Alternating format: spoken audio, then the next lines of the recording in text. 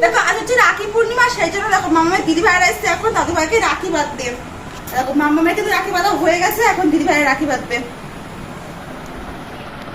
না বাঁধো, এক এক করে সব লাইন দাও।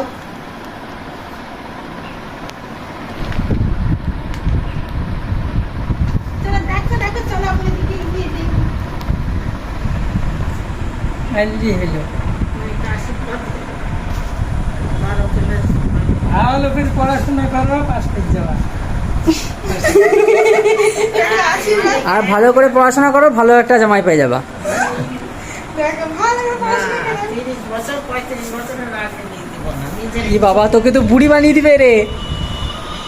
ফোন করছে। মিষ্টি দাও, মিষ্টি দাও। তিনটে রাখি বেঁধেছে হাতে দাদু ভাইয়ের। দেখো এটা মাম্মাম বেঁধেছে, এটা মাম্মাম মেজদি ভাই বেঁধেছে, এটা ছোট ভাই বেঁধেছে।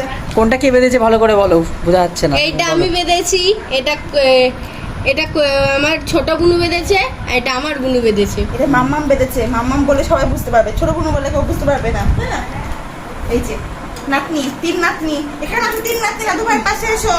চলো এই যে তিন নাতনি, চলো এসো বের করো এখানে।